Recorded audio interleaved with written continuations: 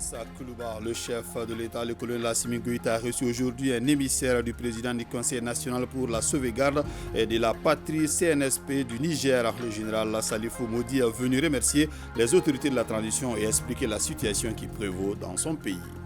Le fonctionnement et les prérogatives de la Cour constitutionnelle détaillées au pupille en République du Mali. Ces enfants étaient aujourd'hui dans les locaux de l'institution à la faveur d'une visite inscrite dans le programme des activités de vacances de l'ONAPUMA. Le chef d'état-major général des armées poursuit sa série de conférences dans les écoles militaires du pays. Après l'école d'état-major national de Koulikoro et l'école militaire d'administration de Kayo, le général de division Oumarou Diarra était ce lundi à l'école militaire interarmes de Koulikoro, un cadre d'échange hautement salué par ces établissements militaires.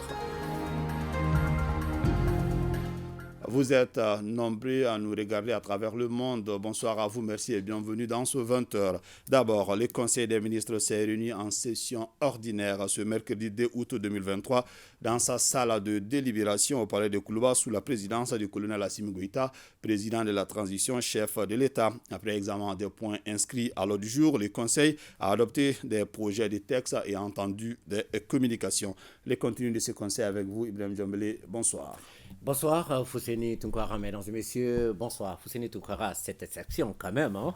On va regarder ensemble cette ambiance réservée au président Assimi par le gouvernement. Ensuite, on va venir pour le développement. On regarde.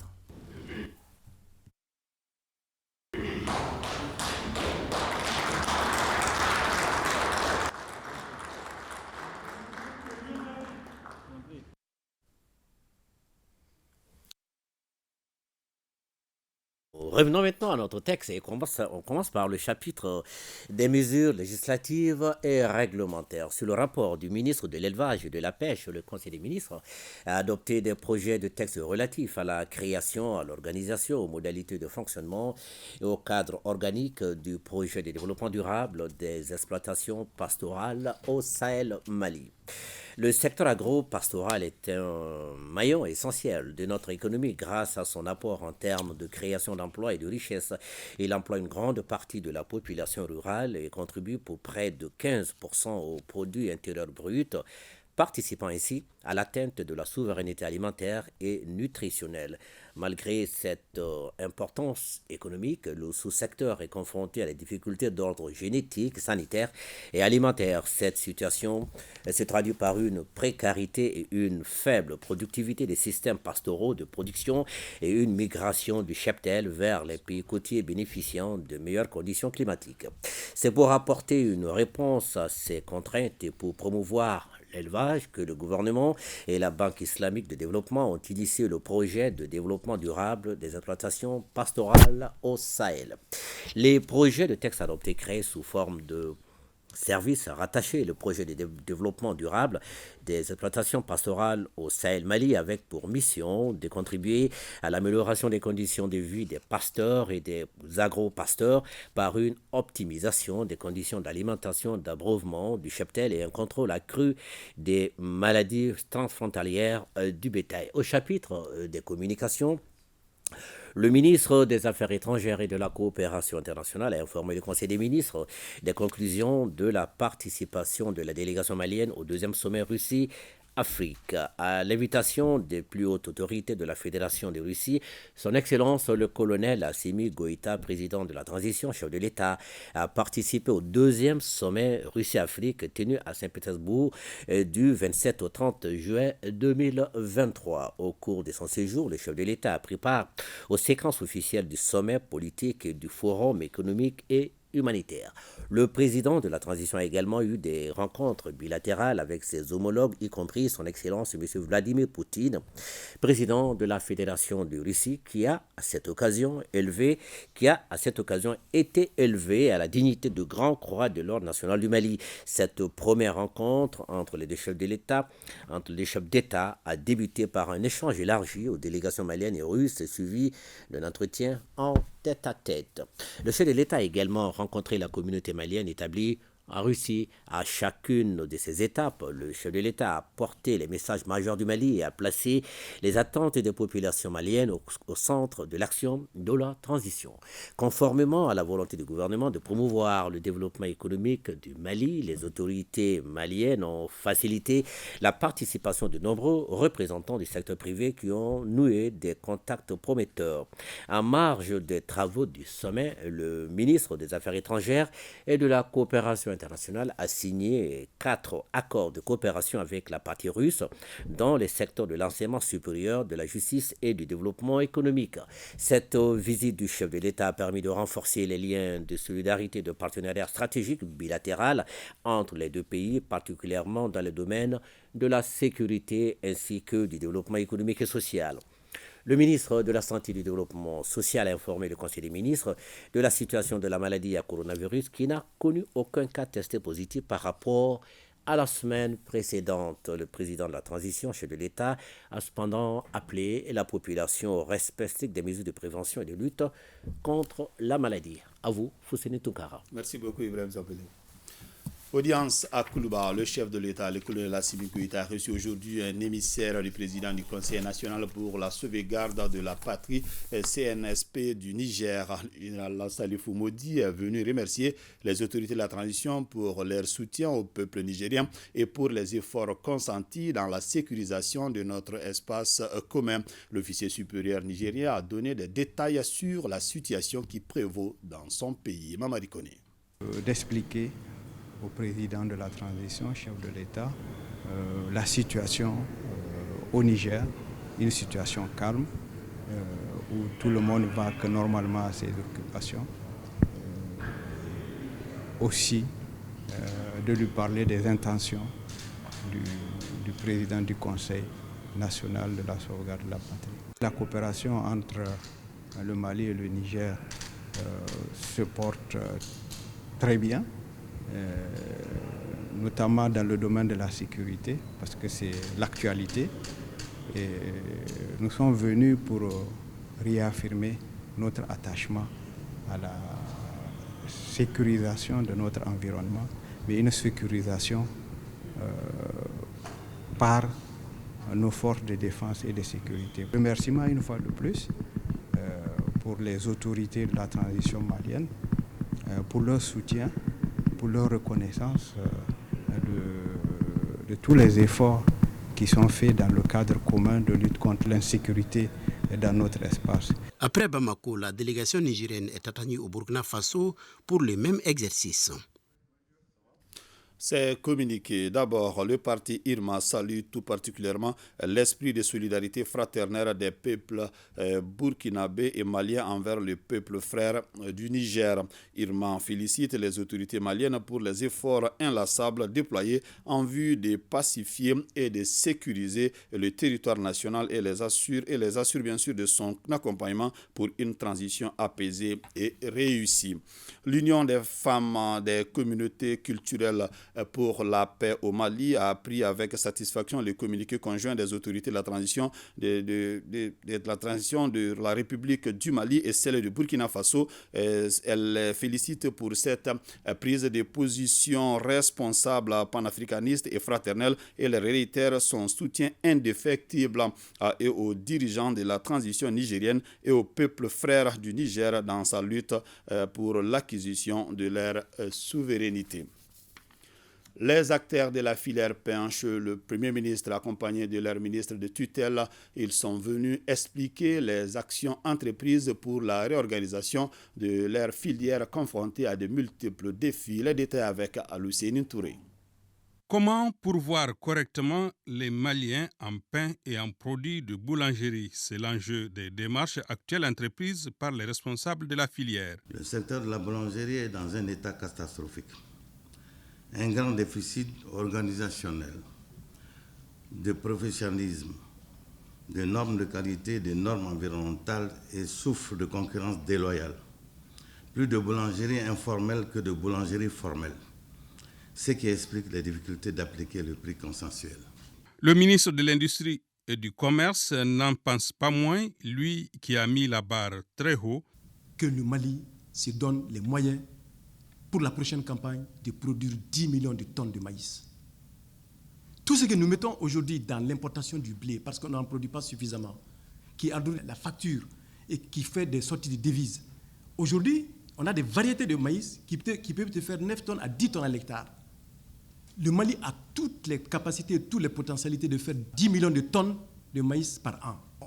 De la farine du maïs, on produit du pain pour les Maliens, mais nous allons régler 90% des problèmes qui se posent aujourd'hui à la filière farine. Au Premier ministre de leur demander plus de concertation avec la tutelle pour adopter une démarche consensuelle et viable en vue de parvenir à un approvisionnement correct des populations. Chaque fois que des secteurs spécifiques demandent à rencontrer le Premier ministre, je me fais le devoir d'inviter le ministre en question qu'il prenne le relais après la rencontre avec le secteur en question, pour qu'il discute,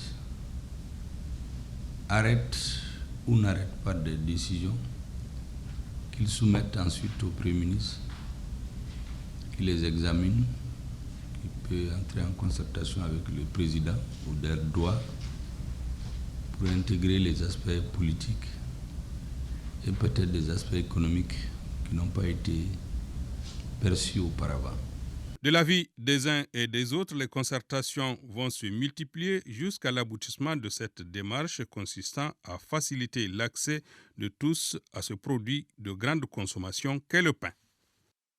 C'est la région de Ségou qui est la lauréate de la Biennale artistique et culturelle Mopti 2023. Elle vient de dépêcher une délégation pour venir présenter les trophées au président du Conseil national de transition, le colonel Malik Diaw. Une manière de remercier le premier responsable de l'organe législatif de la transition pour son soutien en tant que natif de la dite région. Je vous propose d'écouter Adama Kone, directeur régional de la culture par intérim de la région de Ségou. Il est au micro de Tamsir Diabaté. L'objectif, c'était de rencontrer le président du CNT, le saluer, lui montrer les trophées de la Biennale artistique et culturelle qu'on a eu à remporter à Mopti. Donc c'était le saluer, le remercier, avoir sa bénédiction. C'est le lieu aussi de saluer les autres ressortissants, tous les ressortissants de Ségou qui ont contribué à notre victoire. Parce que je dirais que cette victoire, on le doit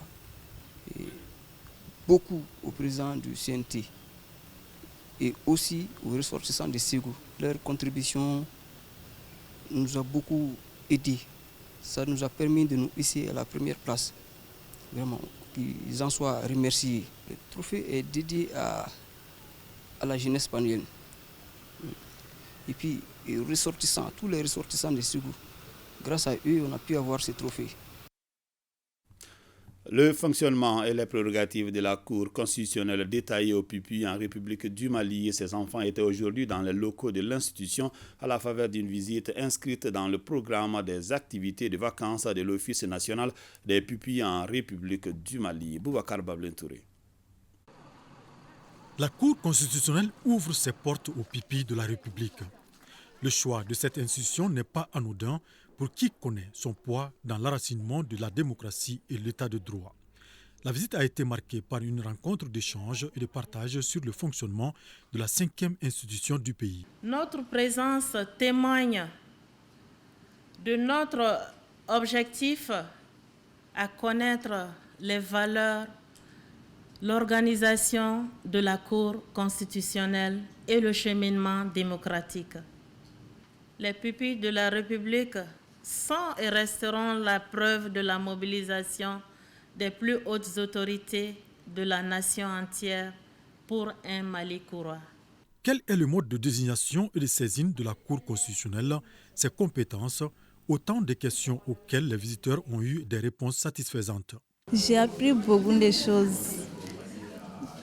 Ils nous ont dit comment fonctionnait la Cour. Nous rendre visite pour découvrir l'organisation et le fonctionnement de la Cour constitutionnelle, apprendre davantage sur les valeurs et principes qui la régissent, constitue une expérience qui vous permettra inéluctablement d'acquérir une meilleure connaissance de notre système démocratique, qu'elle vous inspire dans votre parcours éducatif très citoyen. Pour immortaliser le passage des pupilles en République, Dans cette institution, des gestes de part et d'autre ont été faits. Des gestes suivis de l'hymne des pupilles.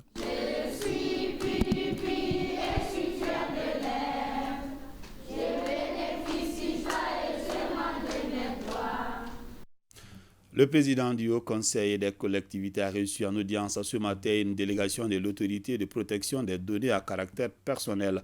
Les visiteurs du jour étaient venus non seulement présenter leur structure, mais également solliciter l'accompagnement de l'institution. Pour plus de précisions, écoutons le président de l'autorité de protection des données à caractère personnel, le docteur Mamadou Samasekou. Il est au micro de Sorana Kamissougou. Nous sommes dans le cadre de prise de contact avec les hautes autorités de ce pays. C'est dans ce cadre que nous avons sollicité une audience et Monsieur le Président, l'honorable Diakité, a bien voulu nous recevoir. Au sein du Haut Conseil des collectivités, vous avez les conseillers nationaux et les données à caractère personnel concernent les citoyens. Et ils sont les élus qui sont au plus proche des citoyens. Donc c'était pour nous, les acteurs les mieux indiqués, pour venir présenter le bureau, solliciter les salles conseils pour atteindre nos objectifs. L'autorité de protection des données à caractère personnel, comme son nom l'indique, sa mission, c'est de protéger les données personnelles des citoyens. Toutes les données qui vous appartiennent en tant que particuliers citoyens sont là pour veiller à cette protection. Dans ce cadre, nous sommes les premiers conseillers de l'État dans le domaine, mais également nous représentons l'État du Mali sur toutes ces questions-là. Il y a 2 commissaires qui sont donc du Haut Conseil des collectivités. Donc c'était également l'occasion de les remercier d'avoir mis à la disposition de l'APDP ces hauts cadres, ces conseils nationaux qui nous apportent beaucoup. La représentation diplomatique de la Chine au Mali vient de célébrer les 96 ans de l'armée populaire de libération de la Chine. Une célébration faite à travers un dîner gala au Centre international des conférences de Bamako. C'est en présence du ministre de la Défense et des anciens combattants, le président du Conseil national des transitions et plusieurs autres personnalités. Bemba Sibi. L'armée populaire de libération de la Chine a 96 ans cette année. Pour célébrer cet anniversaire, le ministre de la Défense et des anciens combattants et l'ambassadeur de Chine au Mali ont coupé le gâteau. Cette soirée dînatoire a été l'occasion pour le diplomate chinois de rappeler le parcours de l'armée de son pays. Le développement et la croissance de l'armée populaire de libération de Chine ne visent pas à être la police du monde, mais plutôt à sauvegarder la souveraineté, l'intégrité territoriale et les intérêts de développement de la Chine. Célébrer l'armée chinoise en termes maliens aujourd'hui est donc avant tout un partage de valeurs et de savoir-faire, car l'armée chinoise demeure un foyer irradiant d'ardeur, de foi, de conviction et de courage, mais aussi de capacités d'adaptation et d'innovation. Des valeurs que l'Empire du Milieu a mis au cœur de l'initiative mondiale pour la sécurité portée par le président chinois. Une initiative qui ouvre une nouvelle voie de sécurité basée sur le dialogue plutôt que la confrontation, la coopération gagnant-gagnant plutôt que le jeu d'intérêts. La Chine et le Mali ont toujours adhéré au respect mutuel, à l'égalité, au bénéfice mutuel et à la coopération gagnant-gagnant. La Chine est un partenaire fiable et constant.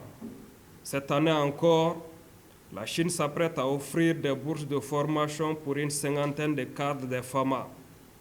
Dans le même temps, cette coopération militaire et technique basée sur le principe gagnant-gagnant s'est encore illustrée avec la livraison courant le deuxième trimestre 2023 d'un impressionnant lot d'équipements au profit de nos forces. Le ministre en charge de la Défense a saisi cette occasion pour saluer la coopération sino-malienne. Le colonel Sadio Kamara a réaffirmé la reconnaissance du Mali au contingent chinois déployé dans le cadre de la MINUSMA. Une présence sans agenda caché, a-t-il souligné. Qu'il s'agisse d'équipement ou de renforcement des capacités, l'avenir est promoteur pour la coopération militaire entre le Mali et la Russie. C'est ce qui ressort des rencontres que le ministre de la Défense et des anciens combattants a eues à Saint-Pétersbourg en marge du 2e sommet Russie-Afrique. Les deux parties conviennent de poursuivre cette coopération conformément à la vision des deux chefs d'État. À l'engagement des Maliens à défendre leur patrie, la Russie affiche un soutien constant. Yaya Konaté. Les récentes livraisons d'armes au Mali le prouvent à suffisance. La défense et la sécurité constituent un secteur clé du partenariat entre notre pays et la Fédération de Russie. Un partenariat militaire dont la fiabilité a été saluée à plusieurs reprises au cours du 2e sommet Russie-Afrique à Saint-Pétersbourg.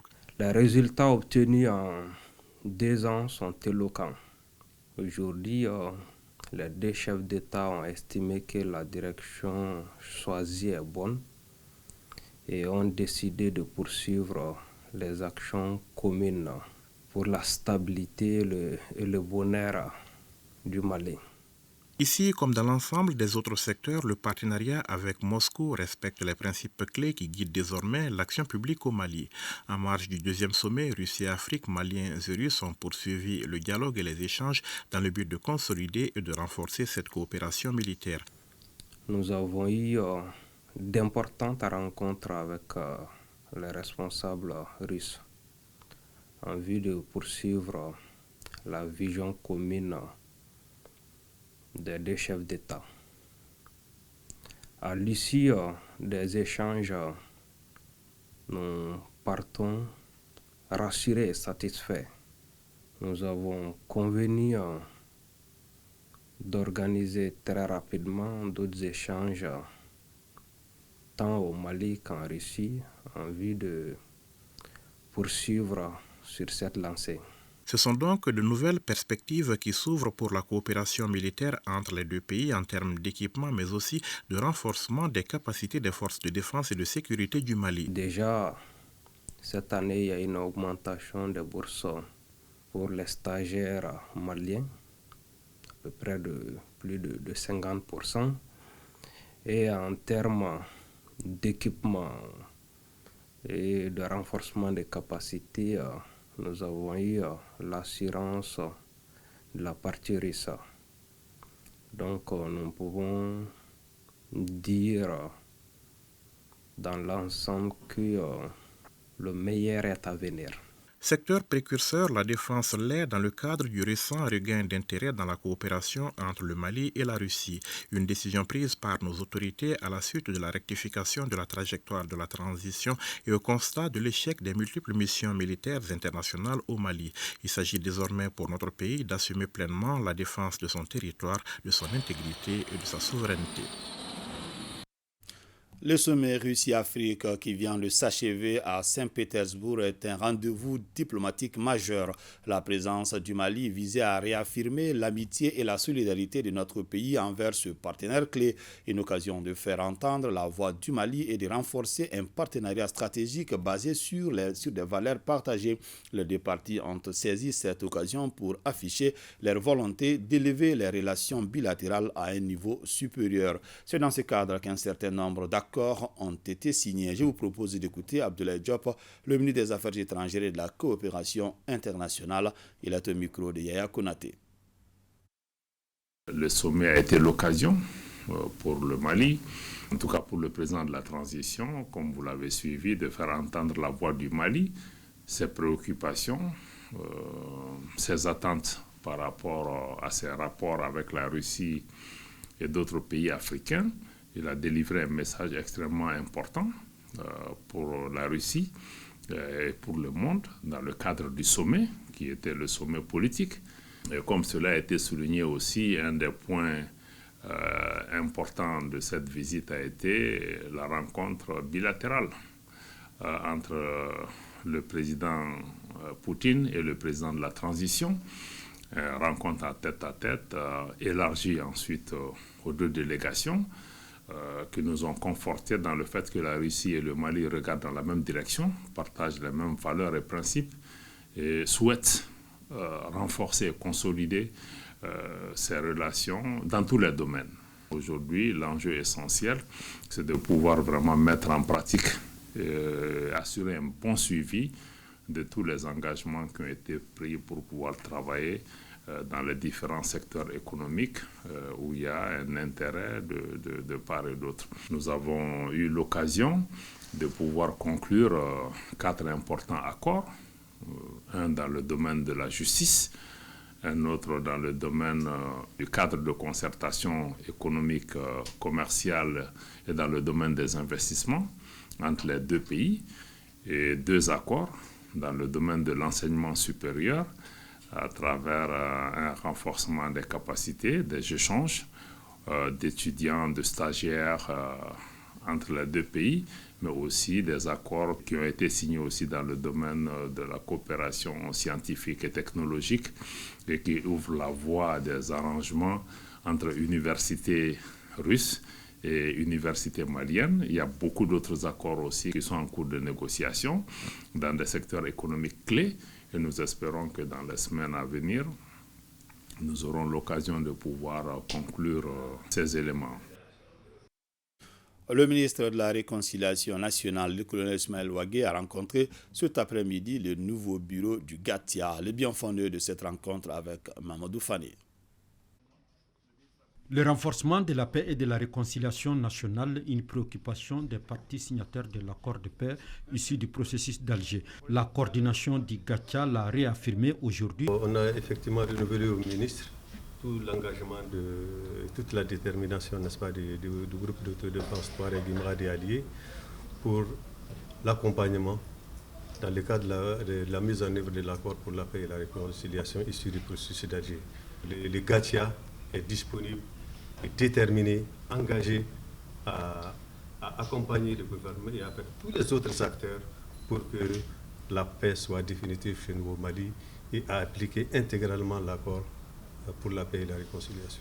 Cette démarche du GATIA a été saluée par le ministre de la Réconciliation nationale qui constitue selon son département un gage de confiance retrouvé entre tous les acteurs du processus. C'est vrai que le processus, c'est un moment reconnu certains problèmes, mais grâce à l'expertise du ministre et puis à la bonne explication et à l'état d'esprit des éléments du GATIA, le ministre a donné l'assurance qu'ils auront l'accompagnement du gouvernement et pour qu'enfin, sur le terrain, le processus, l'accord ne peut plus s'appliquer et s'appliquer de bonne manière.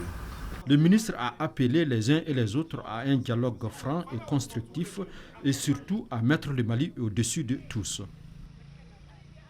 Le chef d'état-major général des armées poursuit sa série de conférences dans les écoles militaires du pays après l'école d'état-major national de Koulikoro et l'école militaire d'administration de Kayo. Le général de division Oumar Diarra était ce lundi à l'école militaire interarmes de Koulikoro. Je vous l'annonçais, un cadre d'échange hautement salué par ces établissements militaires. Abdul Karim Kaba. Devant la 45e promotion de l'école militaire interarmes de Koulikoro, le conférencier du jour est revenu sur la discipline, la cohésion et l'union entre les forces de défense et de sécurité afin de relever les défis. Le général de division Oumar Diarra n'a pas manqué d'appeler les futurs chefs de section à plus d'engagement et de dons de soi pour la défense de la patrie.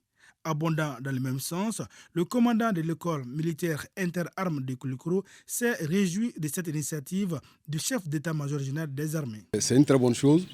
Nous avons trouvé ça très très instructif et c'est aussi une activité qui prépare nos élèves, nos futurs officiers aux missions qui sont les leurs dans les mois à venir. En tant que sous-lieutenant, en tant que chef des cellules, en tant que chef de section. Au cours de la session, l'assistance a eu droit à une projection de vidéos dans laquelle l'on parle des missions des futurs chefs de section. Cette rencontre du chef d'état-major général des armées, le général de division Oumar Diarra, entre dans le cadre de sa politique de partage d'expérience avec les différents centres et écoles militaires afin d'avoir une armée solide, des porteurs d'uniformes bien aguerris et mieux formés. Visite du ministre de l'Agriculture à Mali Tracteur, une société qui connaît aujourd'hui quelques difficultés dans l'application de la convention avec l'État. Le ministre Lassine Dambélé, lors de sa visite, a échangé avec les responsables de la société en vue d'adapter la convention aux réalités actuelles. Le point avec Adjumatina. Mali Tracteur est une société anonyme d'économie mixte de droit malien au capital d'1 milliard de francs CFA répartis entre l'État malien qui a 49% et l'investisseur indien Angélique International 51%. Inaugurée en avril 2009, l'entreprise qui se veut au service de la mécanisation de l'agriculture a comme vision de doter chaque agriculteur malien d'outils adéquats pour une agriculture plus rentable. Au regard du rôle que joue la société, le ministre de l'Agriculture est venu s'imprégner de son fonctionnement. Leur équipement est beaucoup sollicité. Présentement, c'est le système de concurrence qui est mis en place. en dépit du fait que nous donnons des exonérations, Mali Tracteur vend à peu près au même prix que les autres sur le marché. Ça aussi, c'est un problème. Là. Donc si on contribue, ça veut dire que quelque part, on renonce à ça pour que ça puisse avoir un impact chez les utilisateurs. Avec les responsables de la société d'emballage des tracteurs, le ministre Dambélé a fait le tour des lieux. Du magasin de stockage des pièces de rechange au local de production, en passant par la salle de montage, là où tous les accessoires d'accompagnement sont montés. À l'issue des échanges avec l'administration, des difficultés ont été soulignées dans la convention. La convention, elle date de 2008 et il était prévu que pendant 5 ans, on allait mettre en exécution et faire une évaluation. Malheureusement, cette évaluation n'a jamais eu lieu. Ce qui veut dire qu'il y a vraiment un problème par rapport à son application parce que les textes ont changé, le contexte a changé et il y a lieu qu'on revoie un peu le contenu de la convention pour l'adapter à la réalité actuelle. J'ai compris que la direction actuelle de Angélique a des réclamations par rapport au Mali. Alors que de mon point de vue, du côté malien, on a à peu près 3 milliards 615 millions qui doivent être versés dans le budget de l'État par Angélique. Nous avons aujourd'hui un problème de trésorerie. Nous avons financé au compte du ministère de l'Agro-Élevage et de la Pêche 110 tracteurs à hauteur de 1 milliard 900 et quelques millions.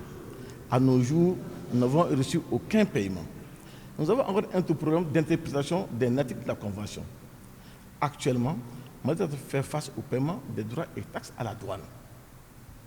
Ça nous coûte énormément cher et ça nous pose beaucoup de problèmes aujourd'hui. En plus du matériel d'accompagnement, la société monte des tracteurs de marque Mahindra 39, 50, 60, 70 et 80 chevaux. Sa capacité de production est de 8 à 12 tracteurs par jour. La ministre de la Santé et du Développement social, le colonel Assa Badialo Touré, s'est rendu tôt ce matin dans les centres de santé de référence des communes 3 et 1 du district de Bamako. Objectif, s'imprégner des conditions de travail du personnel et s'assurer de l'effectivité des services, particulièrement la prise en charge des urgences. Jules Sambou-Sissoko. La pluie matinale de ce mercredi 3 août n'entame en rien le programme de visite et la détermination de Madame le ministre de la Santé et du Développement social, le médecin-colonel Assa Badialo Touré, pour s'enquérir des conditions de travail du personnel des structures de santé. À 7h25, elle est arrivée au bureau des entrées du CSRF de la commune 3, PMI central, où le médecin-colonel a échangé brièvement avec des agents de guichet et usagers. Ensuite, elle fait le tour des différents pavillons de la structure. Des médecins et des internes de garde assurent le service avant la relève comme prévu. On est à l'unité labo. Je suis là depuis hier matin. La banque naissance est un peu hérétoire. Il y a certains examens qu'on ne fait pas lors du service minimum. Je suis très satisfait de cette visite parce que toute l'équipe était sur place et que le service minimum est assuré à tous les niveaux, même s'il y a quelques difficultés dues à la grève. On va faire tout pour que la population soit satisfaite. Cette visite inopinée est opportune à tout point de vue, selon Madame le ministre de la Santé. On était juste venus pour voir comment sont les travailleurs, l'effectivité des services de garde. Cette visite était déjà programmée et on en a profité aussi pour voir l'effectivité du service minimum, pour voir si les patients sont satisfaits, pour voir s'il n'y a pas de problème au niveau de l'AMO ou des autres services. Et apparemment, tout va bien. Même démarche de Madame le ministre de la Santé au CSRF de la commune 1, où le service minimum est assuré. Et toutes les unités fonctionnent. Nous n'avons pas enregistré de problèmes majeurs dans la prise en charge des cas, notamment d'urgence. La visite a permis d'énumérer des préoccupations en vue d'y apporter des solutions pour un fonctionnement optimal du secteur de la santé. L'ambassadeur du Mali en Argentine avec résidence à Brasilia, Ibrahima Diallo, a présenté hier le 1er août 2023 ses lettres de créance au président argentin Alberto Fernandez. C'était lors d'une cérémonie solennelle à la Casa Rosada.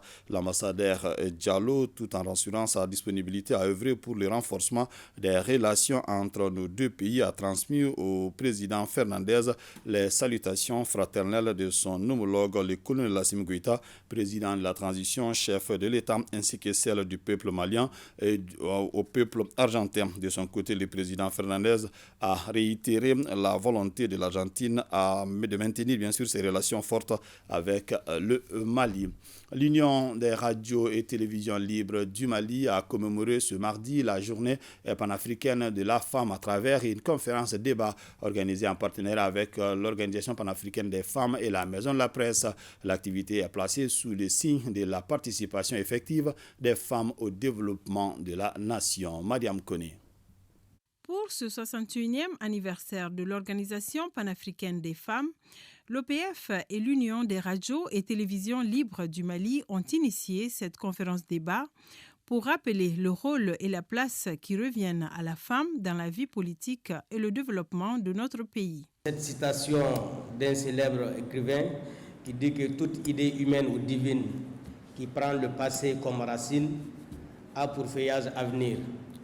Donc nous allons nous ressourcer de notre passé, c'est pourquoi je souhaiterais rendre un hommage particulier ici à Awa Keïta. Selon les conférencières, toutes les femmes doivent suivre les traces de la députée malienne Awa Keïta, une des pionnières de la lutte pour l'émancipation de la femme africaine. Pour Sangaré Oumouba, femme politique et ancienne ministre en charge de la promotion de la femme, la force des femmes réside dans l'union et la solidarité. Elle les invite à se former pour mériter plus. La deuxième conférencière, Diallo Kamasakiliba, a insisté sur le rôle que des femmes maliennes ont joué dans la création de la première organisation féminine africaine en 1962. Le combat a été mené par des femmes battantes du Mali. En son temps, Awa Keïta, qui a dirigé la délégation malienne au Congrès constitutif en 1962 au Tanganyika, et qui était la seule femme députée, la première femme députée à l'Assemblée nationale du Mali. Cette organisation vraiment fut le cheval de bataille des femmes d'Afrique. Elle a su fédérer toutes les femmes africaines. Les débats ont porté, entre autres, sur les objectifs à atteindre et les défis à relever pour plus d'épanouissement de la femme africaine. Partons à l'intérieur du pays. Créée en 2004 à Kaye, l'association Mizola a décidé de se lancer dans la transformation agroalimentaire pour mettre en valeur les céréales made in Mali. Elle transforme le petit mil, l'arachide et le soja en farine appelée Mizola. Au nombre d'une vingtaine, ces femmes travaillent sans répit pour pouvoir écouler leurs produits à travers le Mali et la sous-région. Kansutu Kanouté. Les femmes se trouvent de plus en plus au cœur de la transformation agricole au Mali. Dans la cité des rails, ces femmes responsables chacune de 3 associations différentes, à savoir Kanou, Sigidia et Kebal, ont fait de la transformation agroalimentaire leur cheval de bataille. Elles ont donc suivi des formations pour transformer les richesses agricoles de leur terroir afin de les rendre consommables et accessibles sur le marché.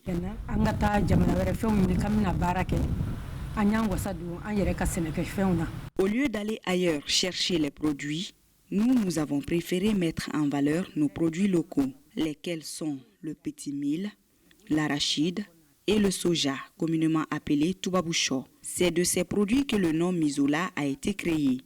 Mil, soja, arachide. François Leba, paix à son âme, en est l'initiateur. Il était venu en tourisme à Mopti et à Djafarabé.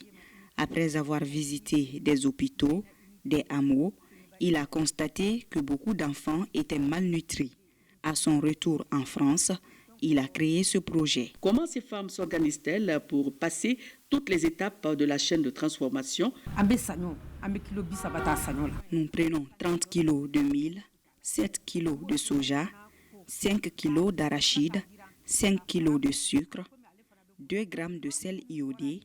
Nous les mélangeons très bien et la machine s'occupe du reste. Nous avons une moulinière. Après le moulinage, nous tamisons très bien le produit dans notre salle de production. Les règles d'hygiène sont tenues d'être respectées. Ce sachet fait 500 grammes. Celui-ci fait 60 grammes. Cette farine Mizola peut être consommée par les enfants de 6 mois jusqu'à 5 ans. Les mamans aussi peuvent en consommer. C'est le laboratoire national alimentaire qui nous donne l'ordre de vendre ou pas le produit après une analyse minutieuse.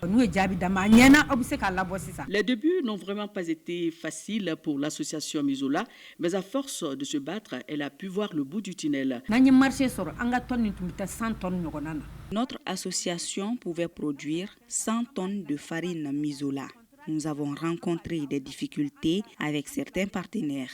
Après le contrat signé avec eux, ils demandent de procéder nous-mêmes à la distribution des produits à travers les villages. Nous sommes allés une fois à Nioro du Sahel où nous avions sillonné au moins 36 villages parce que le partenaire avait exigé qu'on le fasse nous-mêmes. Tous nos partenaires sont rentrés. Nous sommes à la recherche de partenaires. Nos machines sont vétustes. Nous les avons depuis 2004. La machine que vous voyez derrière moi est une machine à gasoil. Elle est coûteuse. Si nous pouvions avoir une machine électrique, ce serait de bonne guerre. Nous travaillons souvent jusqu'à minuit et même au-delà. Nous travaillons sans aucun répit. Dieu merci, aujourd'hui, nous avons trouvé des partenaires qui veulent construire une unité pour nous. L'unité est d'ailleurs en chantier. Si nous avions pu avoir des matériels pour l'unité, cela nous ferait énormément plaisir. Ces femmes ont apporté à la région de Caille malgré les maigres moyens qu'elles ont. C'est pourquoi nous leur portons assistance au point de vue renforcement de leurs capacités. Ces femmes ont restitué à leur tour leurs connaissances acquises à leurs enfants et à d'autres femmes pour que celles-ci puissent un jour assurer la relève. J'invite mes autres sœurs à nous rejoindre. Nous sommes auprès de nos mamans. Elles nous apprennent la transformation de nos céréales. C'est une formation que nous ne pouvons avoir nulle part. Aider ces femmes-là, c'est aider à développer leur collectivité. Pour que, comme on le dit, la politique d'autonomisation des femmes ne soit plus des 20 mots. L'étiqueté Mizola, qui signifie mil, soja, arachide, est une farine qui valorise nos céréales partout à travers le monde.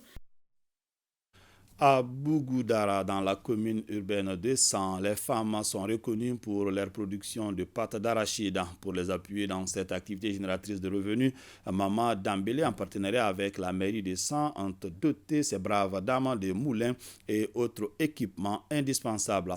Un ouf de soulagement pour la coopérative des femmes du dit village. Drissa Kone. C'est un lot d'équipements composé de moulins et autres matériels entrant dans la transformation de l'arachide que viennent d'acquérir les femmes de Bougoudara. L'action est de Maman Dambélé, un fils de la région. Nous remercions beaucoup les donateurs pour avoir ces équipements de transformation de pâte d'arachide. C'est vrai qu'il y a des moulins dans le village de Bougoudara, mais avoir un moulin propre pour les femmes gratuitement, ça vraiment... On ne peut que les remercier. Les femmes de Bougoudara sont les principales fournisseuses du marché des sang en pâte d'arachide.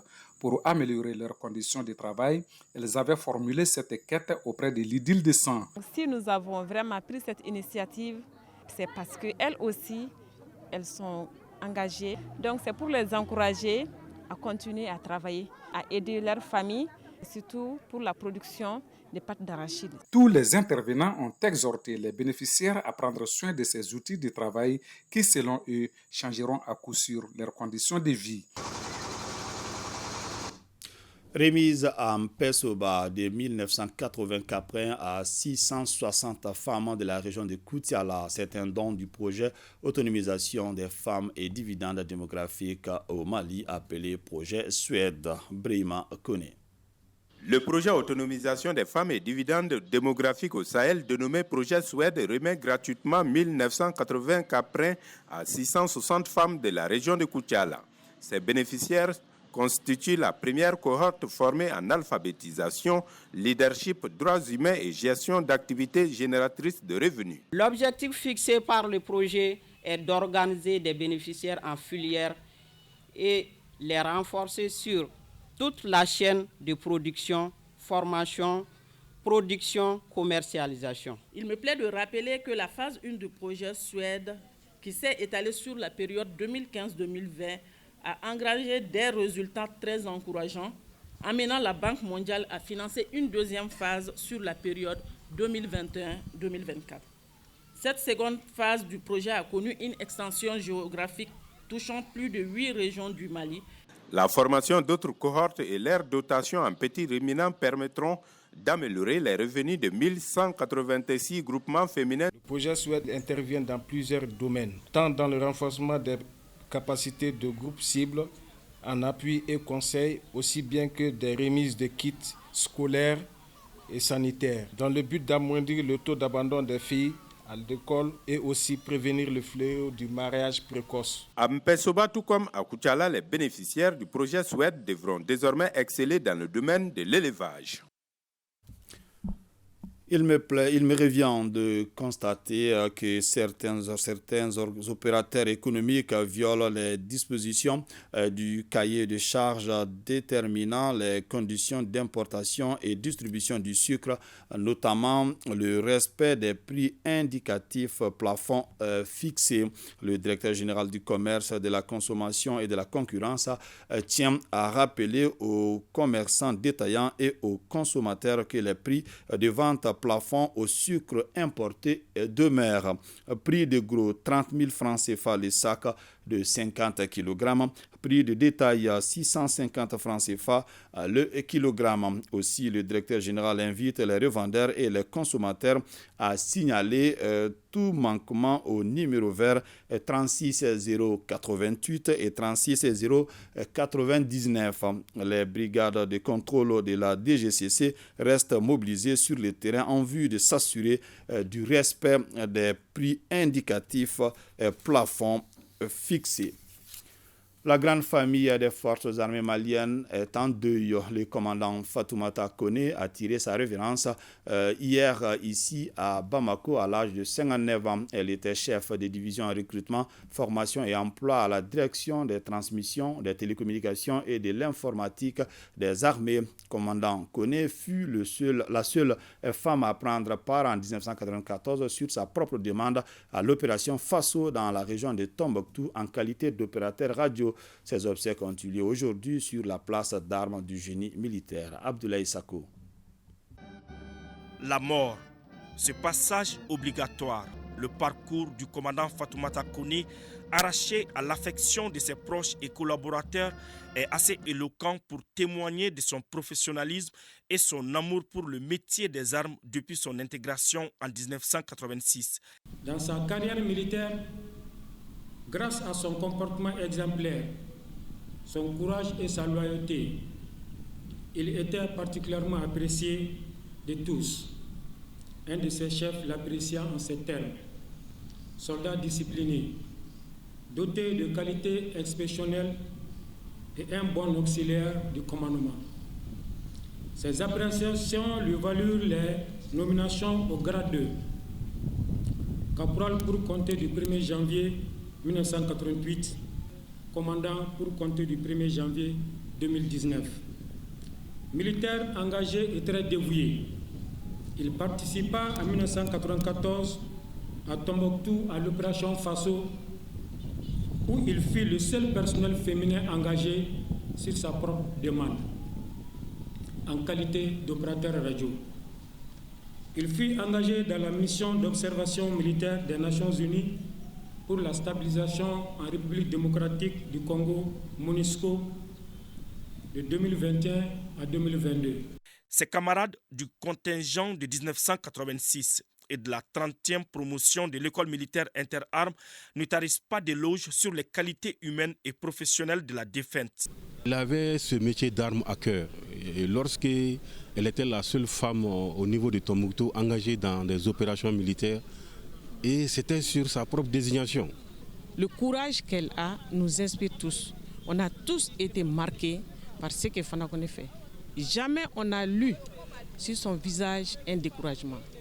Quelle que soit la dangerosité de la mission, la preuve, il y a eu des missions ici, des hommes ont été désignés, ils ont trouvé des alibis pour ne pas partir et Fana Koné a dit « désignez-moi ». En tant que fille, elle m'a enseigné beaucoup. Elle m'a enseigné que seul le travail paie et qu'en tant que femme, on doit travailler pour avoir ce que l'on veut. Le commandant Fatoumata Koné repose désormais au cimetière de Hamdalaye.